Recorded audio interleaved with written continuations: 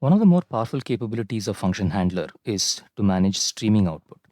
Supposing you have a slow process and you want to keep pushing the results one after another, then you can use an iterator. Anytime you yield something from function handler, it automatically gets flush to the output. So what we'll do is take a simple example. We'll create a function called slow print. And what that will do is take handler.args, get the value of x, which will be a list. It defaults to an empty list. But if you set question mark x is equal to 1 and x is equal to 2 and x is equal to 3, then it'll loop through all the values, sleep for 1 second, and then yield the string calculated 1, calculated 2, calculated 3, etc. And these will be printed with a slight delay. Let's try this out. What we'll do is, well, first, we'll copy this function called slow print, and we also need to import time. That's because we're using time.sleep. So now we have a slow print. Let's create a function handler for this. We'll call it slow. And in our list of microservices, we will add a new handler called slow, which uses calculations.slowprint. And since we're passing it handler, we don't need to specify anything. Keep in mind that you can always also say of handler, it's the same thing. Now, let's take a look at the output.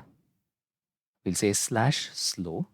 By default, it should print nothing because there are no values. But if I pass x is equal to hello and x is equal to world and x is equal to 1 and x is equal to 2 and x is equal to 3. This is an output. When I press enter, it should take 5 seconds. So first it's printed calculated hello, calculated world, 1, 2, 3. It's literally printing the values as we had described them, and it's being rendered as HTML. Now, where could we use it?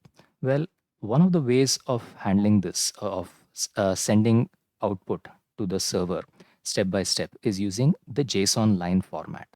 The JSON line format is documented at jsonlines.org, and it's simply new line delimited JSON.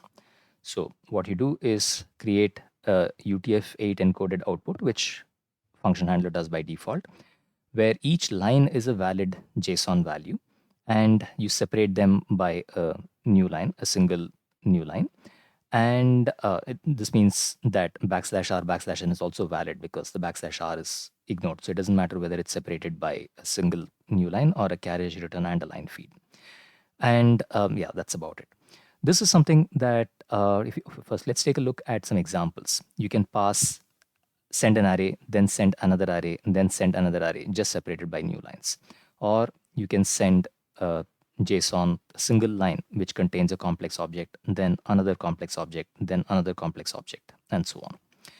So this is something that's being used fairly often. Libraries like Logstash use JSON lines, Plotly uses JSON lines, Scrapy uses JSON lines, Spark, Neo4j, BigQuery, several of these support JSON lines as a format.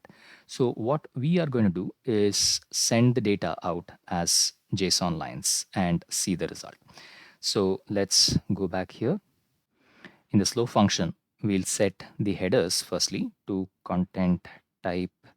There isn't a standard just yet, but we'll use application/JSON lines plus JSON, which tells Chrome that it should display it kind of like plain text, the way it displays JSON. So what we've sorted out is the way in which it would print it, and that we're telling the browser, just here's a hint, it's of type JSON lines.